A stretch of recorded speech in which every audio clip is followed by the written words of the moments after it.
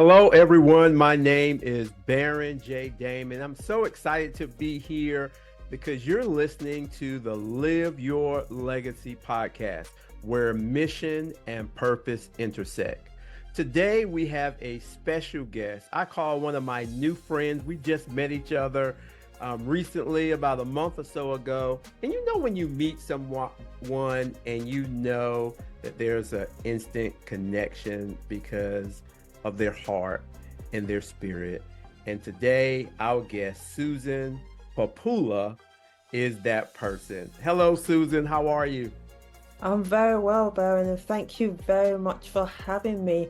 I'm very much looking forward to another conversation with you. I still remember that first conversation when we spoke.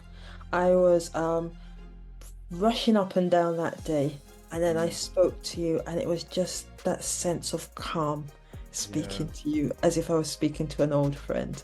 So I'm happy to be here with you today. Well, I appreciate that because I felt the same thing. And when you meet someone who's genuine, authentic, and really have a passion for what they're doing, and we have similar kind of paths, but we do it a little bit differently. So Susan is a human value optimization specialist who coaches and mentors purpose-driven leaders and teams to create impact. We love to talk about legacy. And Susan is an expert in the area of legacy, but also harmony. And so, Susan, we want to learn a lot about that, but let's go back from the beginning. Tell us a little bit about yourself. Gosh, that's a good question. So, people might have picked it up from my accent. I was born in England. I lived in England my foundation years, then went to Nigeria, lived in Nigeria for a number of years, secondary school, first degree, before coming back to England, where I've lived ever since. But while living here, I've had the privilege to travel to different parts of the world, been to different parts of the States, Japan, just Europe, and all sorts of different places. Yeah. Key with that is the opportunity to meet different people, work with different people, different organizations, communities, and develop a sense of both people and the value that they have to offer, and an image of a world. I call it a Mosaic World, in which people are valued for who they are and what they have to offer. Yeah, I like that. So you were born in London? I was born in London, yes. You were born in London. How long did you stay in London for? So Before you went to Nigeria? So I actually lived, so I was born in London, and then I was moved to a place called, an area, county called Essex, which is just outside of London, to the east of London. And I was there for about the first 8 years of my life. Okay. And then your parents moved to Nigeria for a time frame? They moved, so I guess the context of that is in the 50s, 60s, 70s specifically, and to some extent, a lot of Nigerians came to England to study further studies, because if you think about it, we don't talk about, well, if you might remember that America was actually the US was part of the British Empire. As was Nigeria, and as were so many other places across the world, so much so that there's a saying that the sun never set on the British Empire. But the key with that is that people from Nigeria, as other parts of the empire, came here to study or came here to work, especially following on from the Second World War, where there was a lot that needed to be done to rebuild, and people were required to come because there were only so many people in England that could do the work. So it was calling people in from different parts of the empire, the motherland. My parents, as many other Nigerians, came here to study, to work and to study. And they did that for a period of time. Some leaving children behind and coming here, some bringing their children here, some having children here, such as that I was born in England.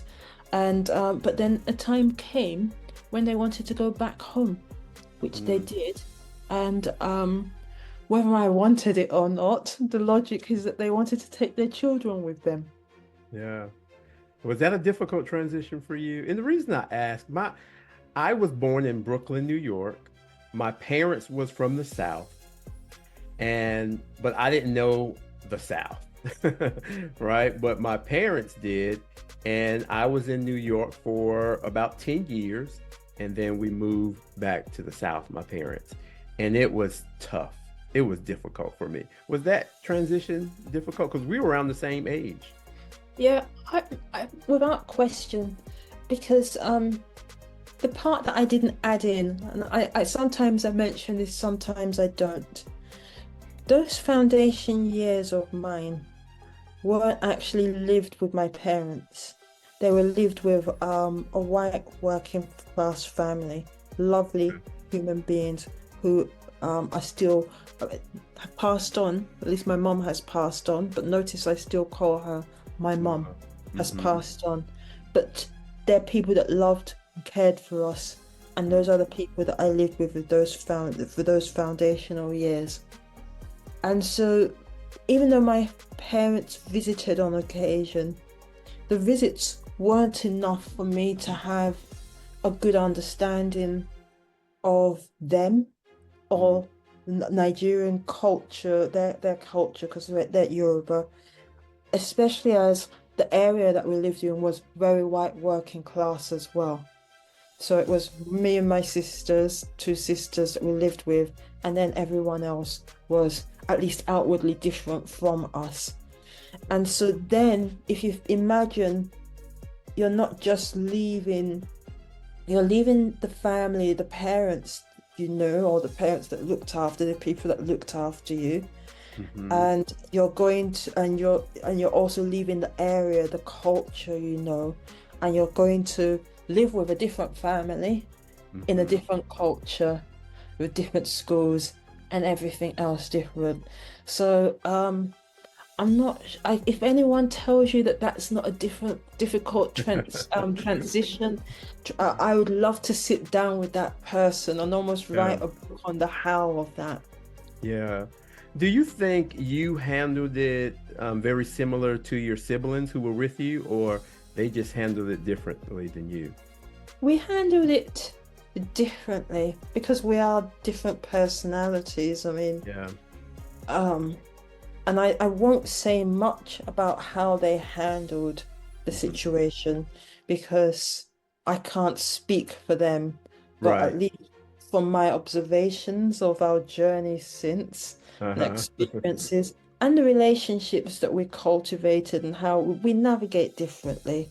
So definitely it was different, and that's why people talk at times about nature and nurture and all of these different things, but there is definitely, well, even when you say nature, what are you saying? Nature based on the family, but there's how we respond, there's how we're nurtured, but there's also how we respond. There's something innate within all of us that is different, and so we come, we behave different, we are different, we respond differently to stimuli and everything that goes on. And the reality is, I know that there's something that we say parents should treat children the same, but actually should they? For one, children are different, and so you treat them differently. Parents often like one more than the other. Some things work better that's why when it comes to the whole thing about diversity, some people talk about equality, you should treat everyone the same, but no, actually you can't, and that's why it's more about equity. So we are different, we respond differently. If you tell the child that loves reading to as punishment that they should go to their room, that's going to be fun for them, and that's like great compared to the child that likes outdoors activities. Right. That's exactly right. Exactly right. And but those experiences that you had growing up as a young person, it helped shape obviously who you are today. And we hadn't talked about yet that you are author, a successful author. When did you develop your love for writing? When I was small, and I smile because that's me thinking back to when I was small. So there is was she's passed on a long time, but a children's author named Enid Blyton. Hmm. And I used to read her books when I was small. And her books, I read them, they made me happy. And I thought, I want to make people happy. And so Yeah. I thought, I want to write books. So I had that within me from when I was small. Hmm. Growing up, though, I was told, you don't write for a living, that's what you do as a hobby. Because Right. there's that, it's not just Nigerian thinking, but it applies across a number of cultures that actually, no, you have to have a profession, you have to be like a doctor or a Yeah. lawyer or engineer and accounting, and you don't write for a living. Right. So it was a matter of, okay, what do I want to do? I wasn't sure. I mean, it was like, so what do you want to do? I don't know. I mean, if people had known better, they'd have said, why do you like writing? And then they'd have guided me from there. But the key is I put that to the side. I did actually, I say I put it to aside. I wrote quite a lot of poetry growing up because that was one of the way how I expressed myself in spaces where I didn't feel I had anyone to talk to that understood. So I just started writing poetry. Hmm. But in terms of writing and authoring books, that wasn't until um, I moved where I live now, a place called Milton Keynes. That's about 20, just over 20 years ago.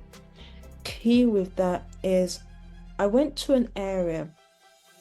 So where I live, people often call it Middle England, or you could say middle class, where people are doing okay. But Okay. there's some areas that are where people, there are more challenges, economic challenges that have a knock-on impact on the people. And I happened to do a leadership program that took me into that area because it was about leading outside of your direct sphere of influence. And Hmm. I saw the challenges and I didn't like what I saw because people often looked at the people in such areas as negative, where I thought, actually, no, this is about environment and connecting back. I thought if my mum lived in Milton Keynes, the place where I live, she wouldn't live where I live. She'd live in one of those places. Hmm. So I kept thinking of it. I had sleepless nights thinking about the people in that place, and should I say the injustice of it. Yeah. And that's what ultimately led me to write my first book and then go on to write other things from there.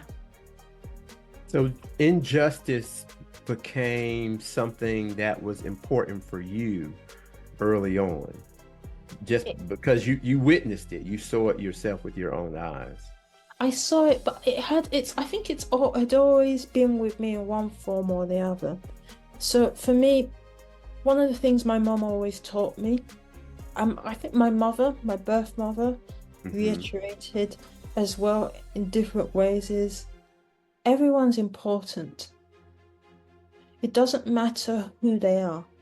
Hmm. It doesn't matter whether it's the person that cleans an office or manages an office, whether it's the person that is leading a country or working as an administrator, working in the fields or whatever the case. Everyone is important, everyone is of value. I've always carried that with me. For Hmm. a long time, I carried it subconsciously. Right. But then over the years, I became more conscious of it, and it's become deeply embedded and central to the work that I do. But I also remember when I was around 12, sitting down with nothing much to do, thinking. I am a deep thinker. And I found myself thinking, I like good things. I like all the good things in life. But if I have everything that I want for myself and I'm surrounded by people in need, I'd never be truly 100% satisfied with that. And so there has to be a balance between the two.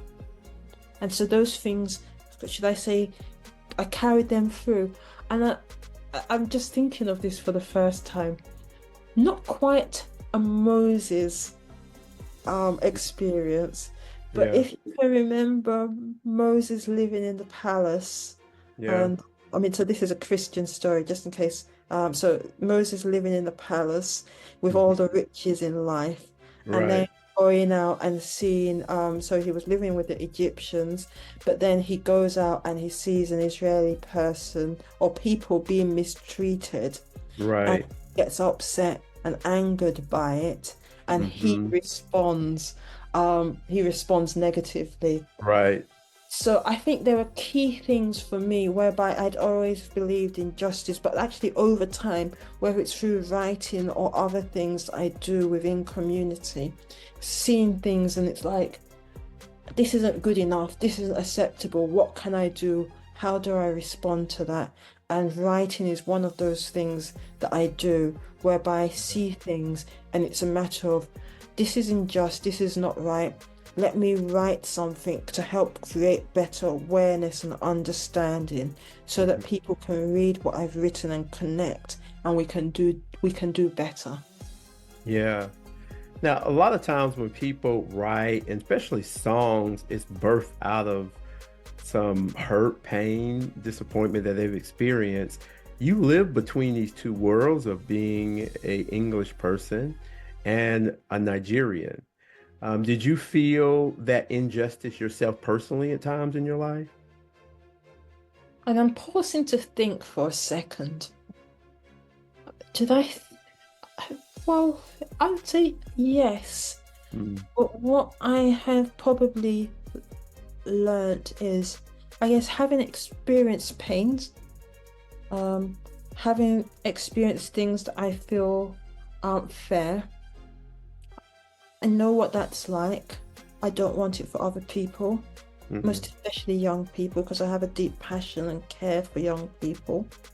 Not I felt of having been in that place, um, not always feeling understood, and this relates to that space in between. I mean, the English, the British side of me, and the Nigerian side of me. I see myself as global citizen in many ways, and I just am who I am.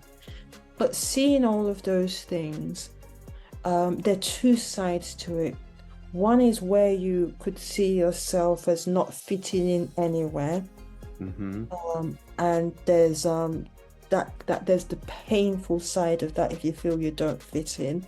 Yeah. But the flip side of it is having understanding and insights to different parts and different experiences. I have my privileges, I have my disadvantages, I have an understanding of people in privileged positions, I have understanding of people in disadvantaged spaces, and I can Hmm. see the good and I can see the things that might at times lead people to Hmm. do things that don't always seem right, and I Right. can come alongside and walk alongside people and take them forward. And so, yes, I guess a lot of it is birthed from experience, but it's also birthed from curiosity and interest and care for other people and taking the time to get close to understand where they're at and their what's, the whys, and the how, and working to take them and lead them to where they need to be. And when I say where they need to be, that's not just based on me and my belief, but that is based on who they are and what they want out of life and for others as well.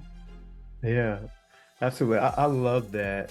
Um, what are the titles of your books that you've written? I'm curious to see how those titles even tie in to what some of the things you're talking about. And it's funny you say that because they do very much tie in.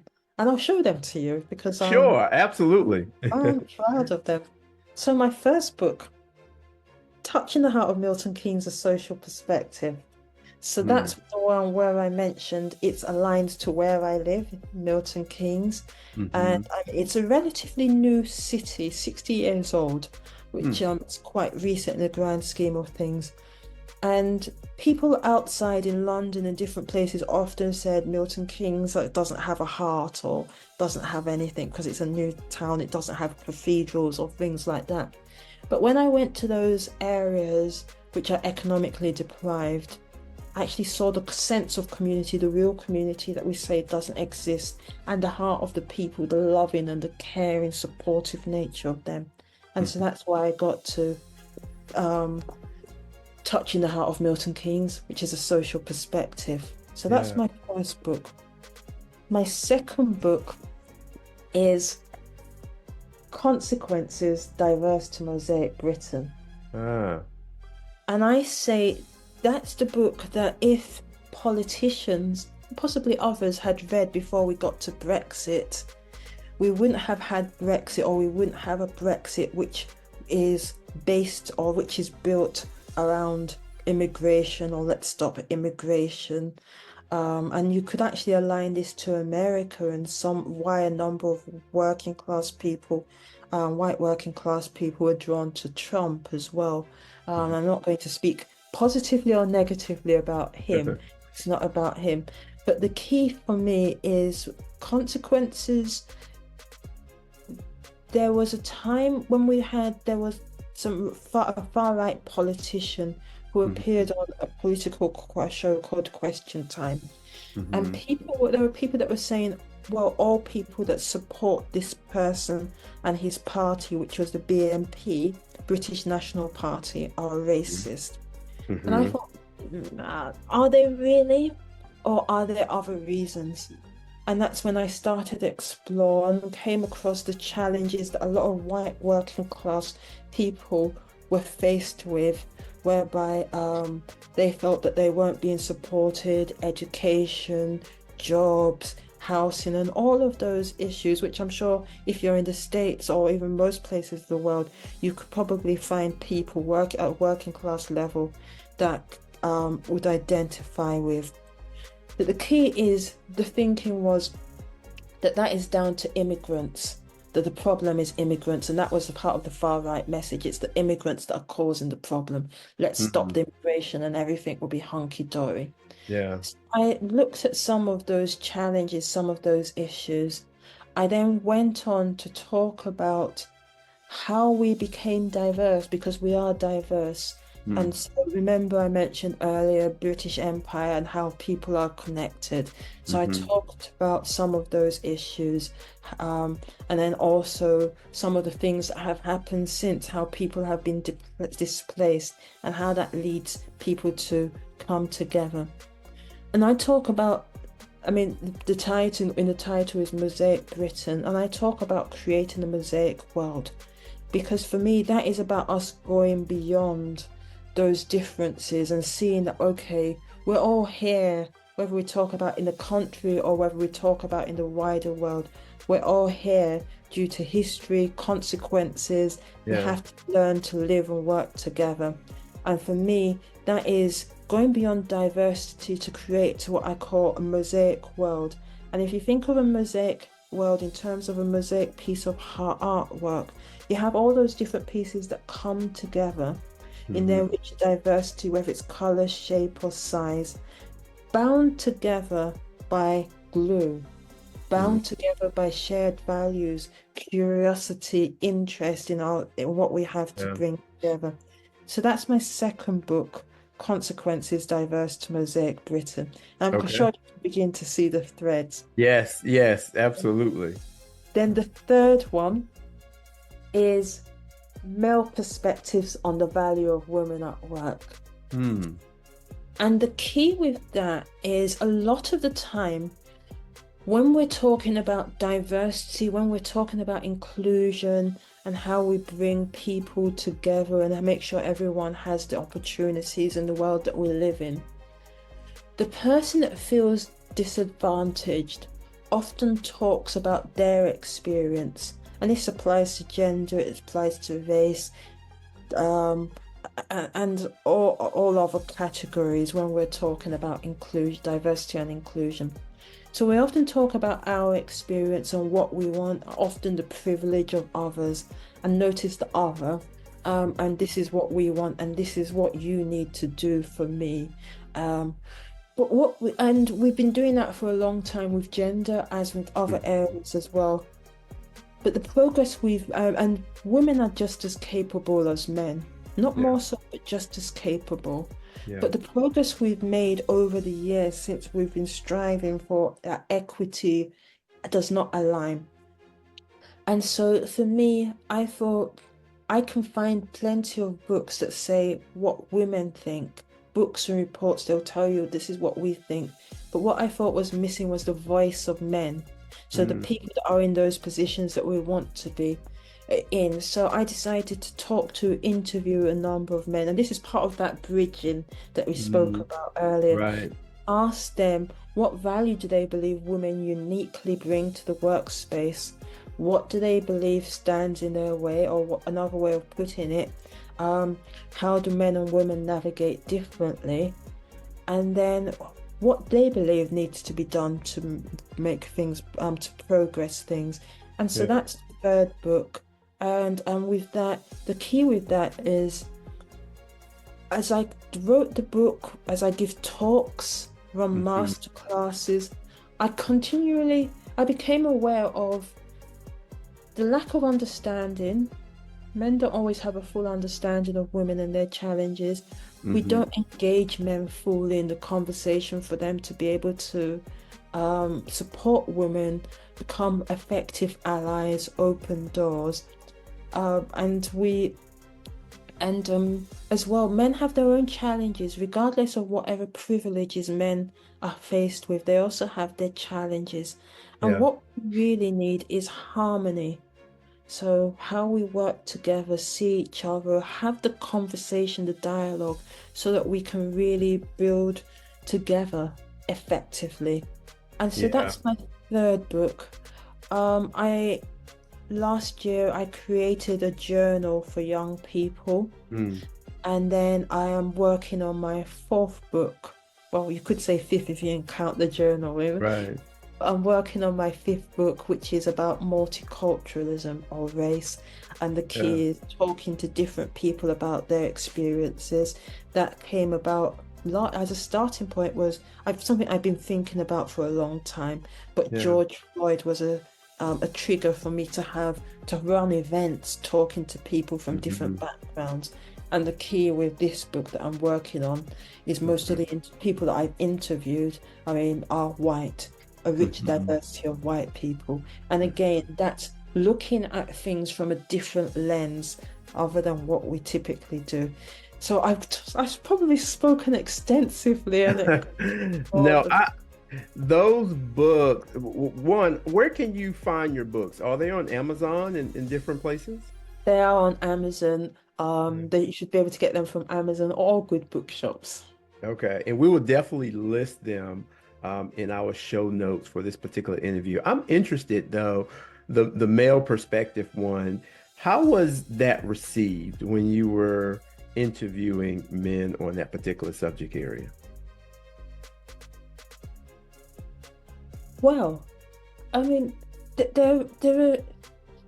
were the men that you could say have some engagement and direct interest. It's something that they would say, I advocate for women. So for instance, I would take a man named Rick who does work around women in politics, and there are a few others that do work in that space, and so diversity in some form or the other, and so they were most open to have the conversation. There were those that were honored to be asked, because they're not used to be. I don't know if anyone's asked you that question before, but they're not used to people asking them, what value do you think women bring, or what do you think needs to be done? So there was a sense of honor that I'm being asked, and I have to really think about this. Yeah. and respond and think about it, and in the process actually increase my knowledge. There were those that had the conversations, and there were deep conversations, and said, I think you should speak to this other person, um, because that person might know more. I'll have something to add. And there was also a young lady that recommended her father that you need Hmm. to speak to my dad. And there were also those that were reticent because they weren't sure what they actually had to add. Right. But everyone had something valid to say. I don't necessarily agree with. I need to be schizophrenic to agree with all of them because there were Right. different perspectives. But what I found interesting as well is since I've written the book, when I talk to people and mention it, I find there are a lot of men that want to share their opinion because they're Yeah. like, no one's ever asked me this question before. Yeah. Yeah. Now, I think it's a relevant question. I think I had some blind spots regarding that because I've always seen women as equal and always treated them as such. And even my wife is brilliant, and she's very capable of doing anything that I could do outside of some things requiring physical strength, right? But when she would come home and talk about a lot of challenges that she would have, of course, she was, being an African American woman in technology, in a white kind of dominated role. And it was hard for me to understand. That's why I say my blind spots. I was like, why why is it so many challenges? I mean, I couldn't really understand fully. But I realized after a while that a lot of people men didn't feel like I felt. Like there is some inferiority that males have relating to women. And so that was kind of, now I see it a little bit more because I hear her talk and other women talk, and then you have a lot of women groups. And I was like, why do y'all need that? Because everybody should know Yeah. who you are and what you do and all of that. So it was an Yeah. interesting kind of transition and mind shift for me, thinking outside of my own thoughts about Yeah. things. Yeah. And, and I think, I mean, one of the things that you mentioned that is of critical importance as well is what we'd refer to as intersectionality. Mm-hmm. Um, Aside from the fact, I mean, because they're the broad, because if you say women, that's broad, and there's a Yeah. lot of diversity in just saying women. Yeah. Difference of experiences between women of color and white women, and Mm-hmm. even when you break down women of color, most especially African American women, or Black women, Mm-hmm. as I say here in England, Mm-hmm. Uh-huh. um, we are seen as the most harshly treated, more Right. so white ladies would be treated. It's not their fault, it's not our fault, it's just the lenses through which people Yeah. tend to look at individuals and how we position them and view them. And so there are those experiences. And for me, I'm glad you had your starting point with those Yeah. blind spots, but you were willing to take the time to ask the questions to learn and understand why and how we got to this place. Because Yeah. it's only when we do that that we move forward. And that's why I'm a big advocate for conversation. Yeah. It's why I had those conversations with men. It's why I believe there is a need for women only spaces on occasion, Mm-hmm. but that sometimes as women we do need to find the places to invite men in, not Yeah. all, not like men take over, but men Right. in. I mean, I've given talks at times which are related to women, with Women's Day, for instance, and I've had men in the room, and I thought, good that you're here. Your role is first and foremost to listen, to understand, and Mm-hmm. then to express opinion, ask questions on invitation so that you don't take over.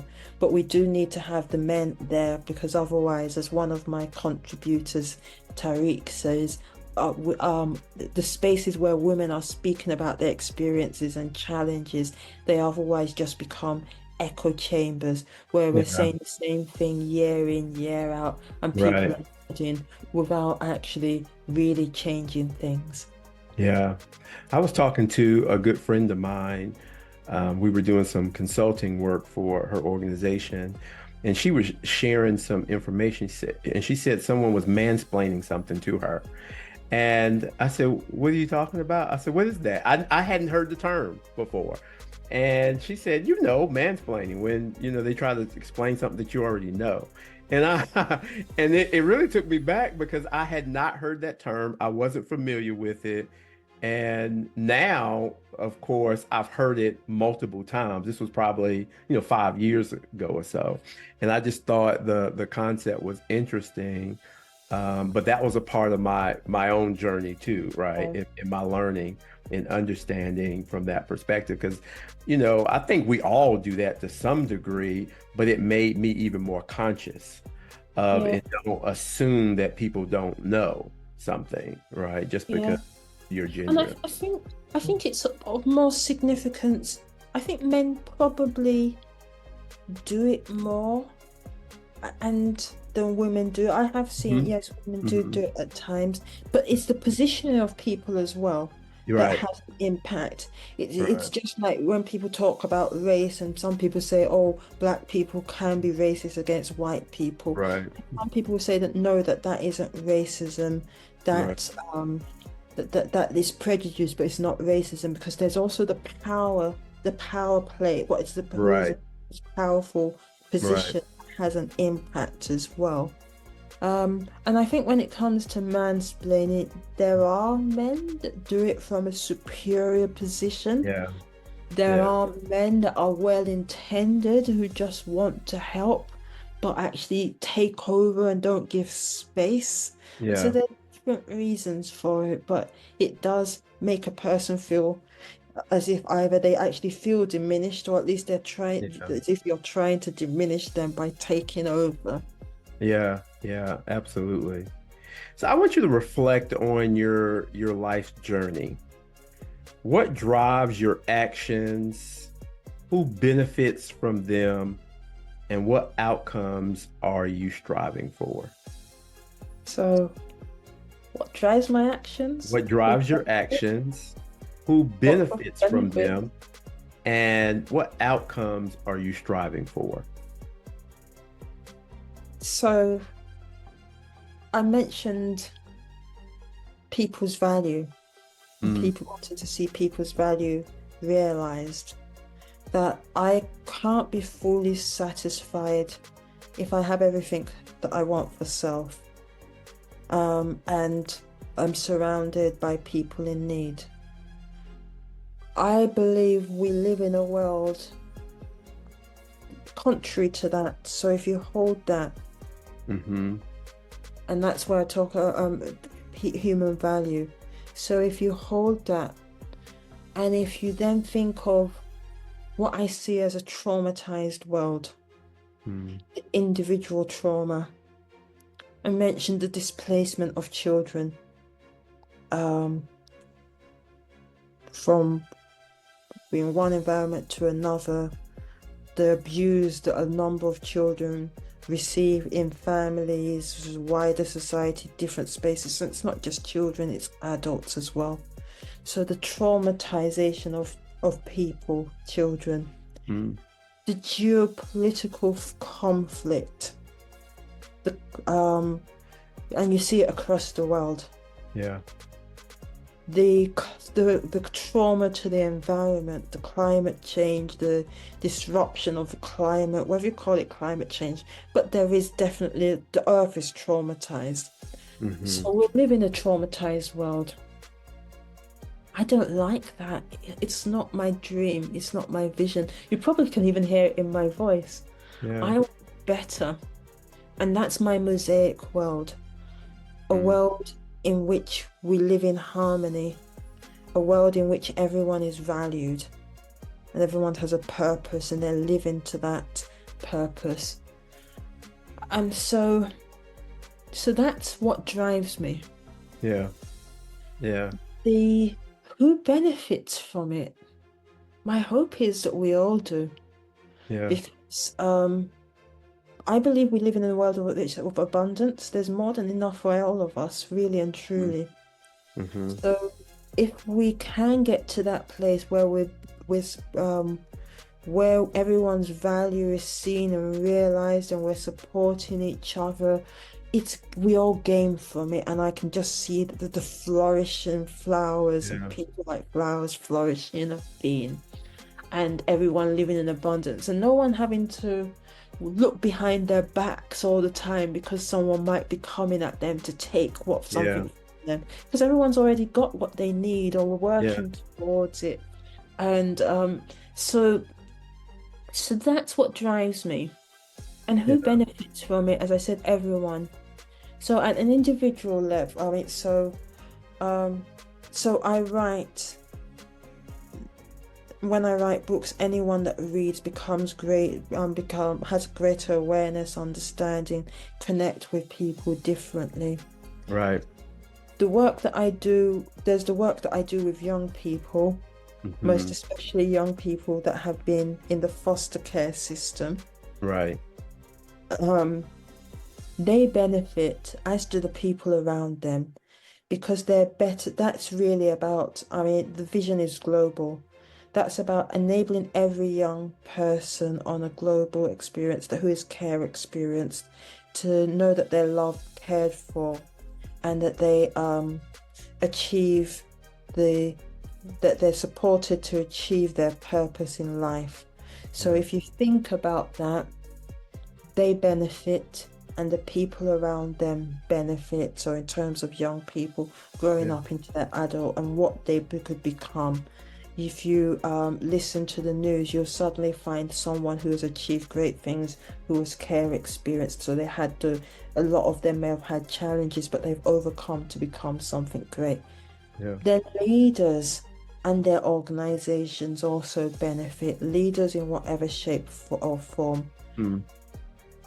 either because they've read books that I've written, listened to Yeah. podcast interviews, or something that has touched them, or I've worked directly with them, whether it's in they've listened to a talk, they've been part of a masterclass, a mastermind, or I've Mm-hmm. worked with them, supporting them on a one-to-one basis so Yeah. that they are in a position to see their value and what they have to offer, create impact, create legacy. Yeah. And you're much more fulfilled when you do that. And at the same time, so along that road, that journey, they also actually see how they can be that fulfilled person with impact and a legacy to be able to look back on, while they're also remaining productive and highly profitable in every way, shape, or form as well. Yeah. Yeah. You said a lot in there, and I know it's been a little while, but I want to highlight a couple of a couple of things because you're talking about benefit. And as coaches, we want as many people to benefit from our experience, our knowledge, our expertise, and our concern for others. Tell me a little bit about your business. So the people who are listening, if they wanted to reach out to you, because if I was listening to you, I would want you to be my coach, right? So tell us a little bit about your coaching business. So first and foremost, thank you very much for that. So the business is Mosaic Fusions. Mosaic Fusion has it's evolved over time, but it's always been about people, profit, and people productivity, profit. Mhm. Those areas. And because I always believe you work with people, you treat with them well, you have the optimal impact. And so they do a few key things, run a number of talks, master classes, and Mhm. events, which are really about bringing people together, leaders together to be able to explore and work through challenging issues. So all the complexity that the world is faced with. And I put that largely around the umbrellas of creating harmony and impact. Hmm. So do talks and run events either in-house within organizations or open events, which could be about gender harmony, social harmony, racial harmony, and workplace harmony. And it's in that we talk about a number of the issues that people talk about when they talk about we want to be productive, and they start talking about hybrid working, how do we work to make sure that we're flexible working, uh, all those different things that we navigate in the workspace. So all of those places. So it's really about all sorts of programs and events for harmony. But Okay. then there are the one-to-one offers that I have to leaders Mm. about impact. So they're the program or programs which are very much focused on how do you have impact as you're navigating through on a day-to-day basis, either leading within an organization in a corporate space, or even actually it could be the non-profit or public space, state space, or it could be that you run your own business and you want to optimize your impact as a leader. So I work one-to-one with leaders on those bases. Okay. But then there's also what I could call the ultimate positioning, which is Mm. a legacy alignment program. Okay.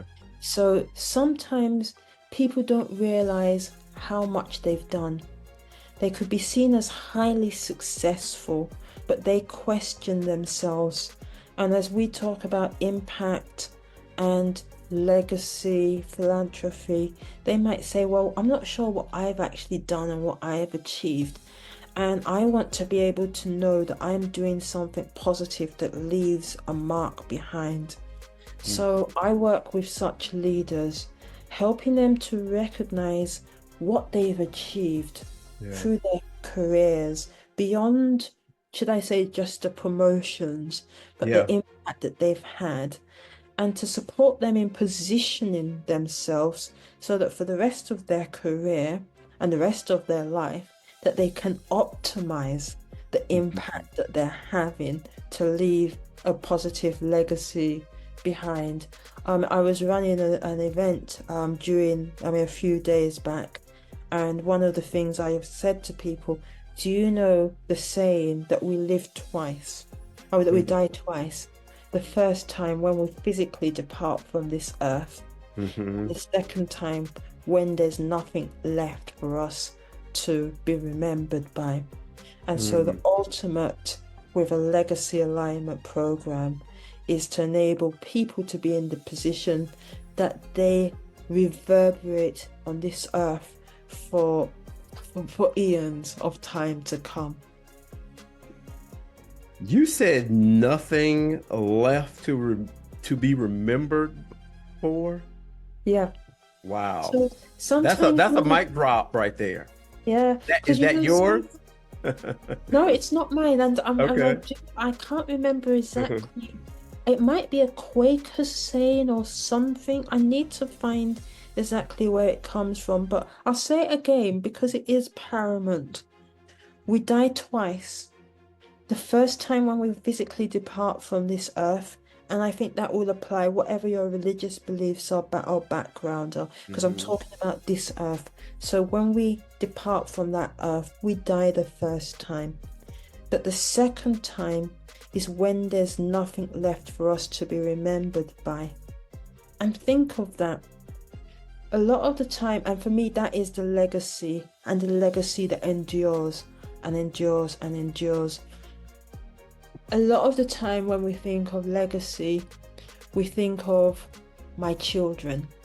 My Right. legacy is my children. They are an important part of our legacy, but they might not. I mean, that's a part of it. Yeah. But okay, we don't know what will happen in years to come in relation to your family. Right. But it's those things that we do with people, to people. For me, I can talk of my books as part of my legacy.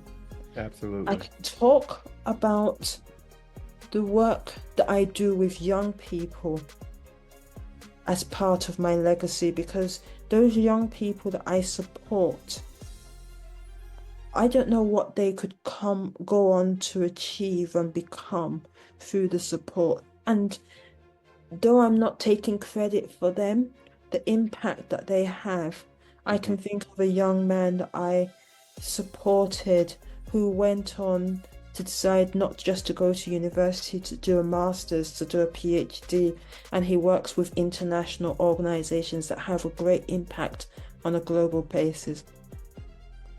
So I have a stake in that. Yeah. It's also the leaders that I work with. As I said, those purpose-driven leaders, those leaders that want to have an impact in their own right, and that I support within their businesses, I support with their causes.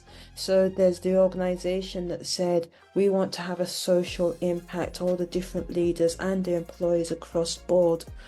So there's the work around helping them to understand the environment that they're operating in beyond what they see on the surface, and so that they're able to determine, so what do we want to focus in on, and where do we want to make a difference.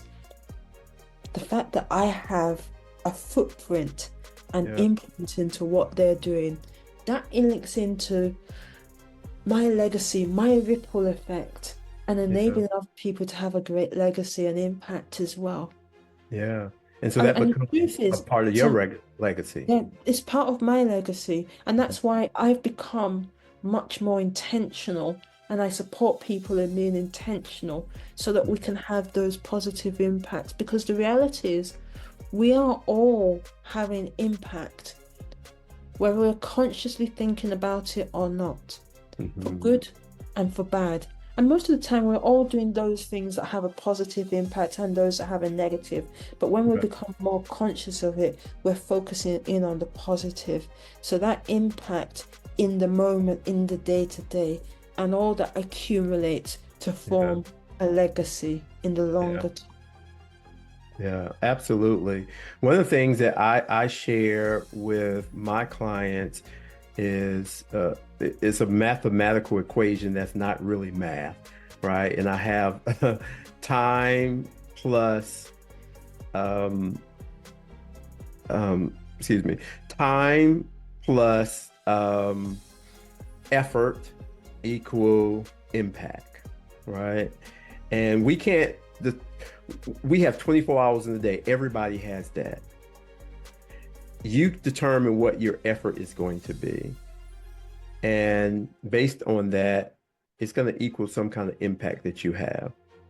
Yeah. What we propose to people is we help you with the strategy of that impact you want to make, right? And that's the missing ingredient. It sounds like even for your clients, you reminding them or letting them know that what you've been doing while you've been here on this earth, it matters.